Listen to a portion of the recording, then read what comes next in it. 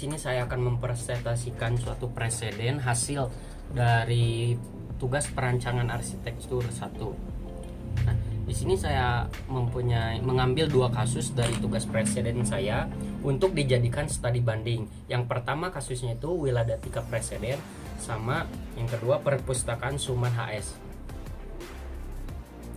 Untuk studi bandingnya sendiri, nama objek kasus A itu Wiladatika Residen, untuk kasus B nya Perpustakaan Suman. Nah, untuk tempatnya sendiri, kasus A itu terletak di Jakarta Timur dan kasus B itu terletak di Riau. Terus fungsi bangunan, untuk fungsi bangunan kasus A ini itu untuk menjaga atau tempat di mana security berada, untuk menjaga suatu wilayah atau suatu kawasan di distrik itu tersebut. Terus untuk kasus B-nya, itu adalah perpustakaan. Untuk pengguna bangunannya itu pada kasus A itu digunakan oleh security atau petugas yang bekerja sebagai penjaga dan keamanan pada penghuni yang memasuki kawasan tersebut. Nah, untuk pengguna kasus B ini itu kebanyakan dari staf atau para pekerja perpustakaan, dimulai dari penjagaan, security, kepala perpustakaan, penjaga kebersihan, mahasiswa, terus pengembangan dan pemberdayaan perpustakaan, pegawai dan lain sebagainya. Terus ada jenis dan lokasi. Nah, untuk kasus A ini lokasinya berada di Jalan Lapangan Tembak nomor 3 RT 2 RW 10 Kelurahan Dua Wetan Kecamatan Cicaras. Dan untuk kasus B lokasinya berada di Jalan Jenderal Sudirman nomor 462 Jadi Jero Kecamatan Sukajadi Kota Pekanbaru. Nah, selanjutnya ada sistem struktur bangunannya. Yang kasus A ini saya mengambil sistem strukturnya itu dari suatu dena yang mana memiliki 3 program ruang. Yang pertama dari ruang untuk ganti baju, dari ruang untuk penjaga, dan untuk WC.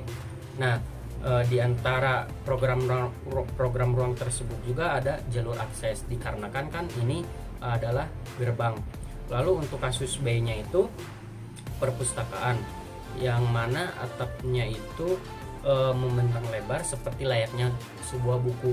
Karena dibuat seperti itu, kebanyakan dominan mindset kita ketika melihat sebuah buku tidak terlepas dari siswa, mahasiswa, pelajar maupun guru dan dosen. Terus ada tipologi bangunannya. Nah, untuk tipologi bangunannya itu untuk di kasus A itu bentuknya linier ya, yang mana memiliki persamaan antara sisi yang satu dan sisi yang lainnya. Lalu untuk kasus B ini memiliki tipologi bangunan grid.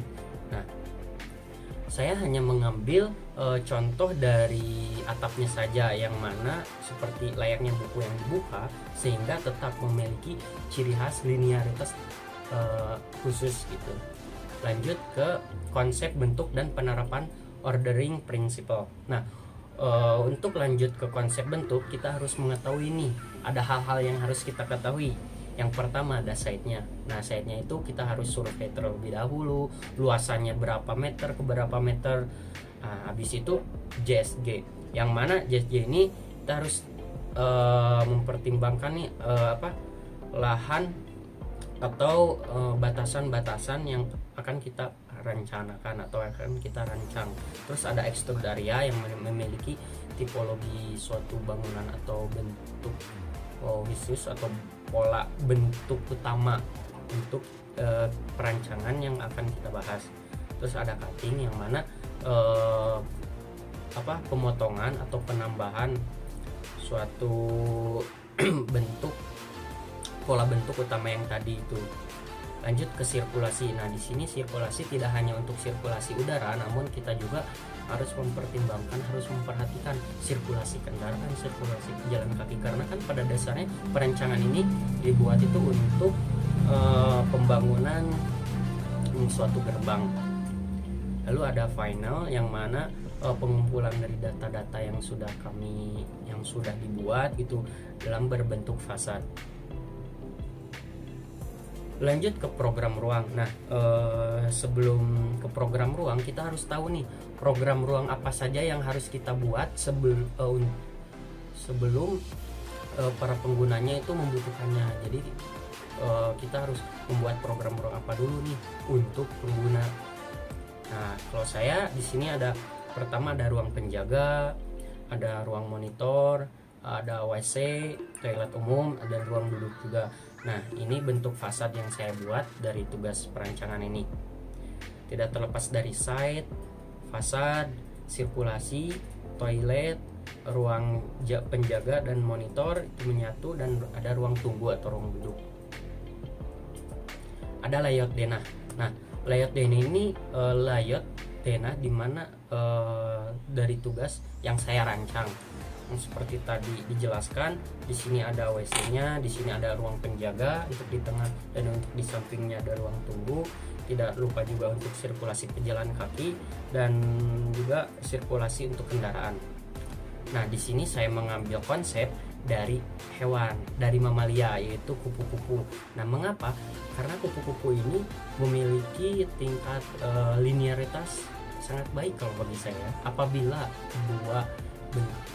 kedua sayapnya itu dibentangkan, karena memiliki bentuk yang sama, hampir kemiripan sayap kiri dan kanannya.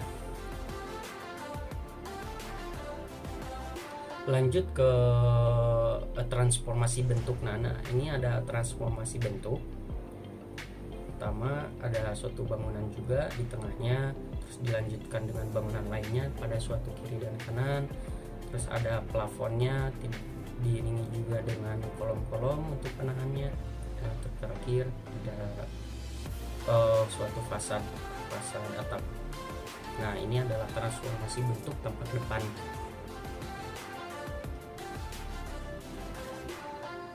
Oke, mungkin sekian dari saya. Nah, mungkin ada beberapa tambahan dari saya, yaitu enjoy the final render.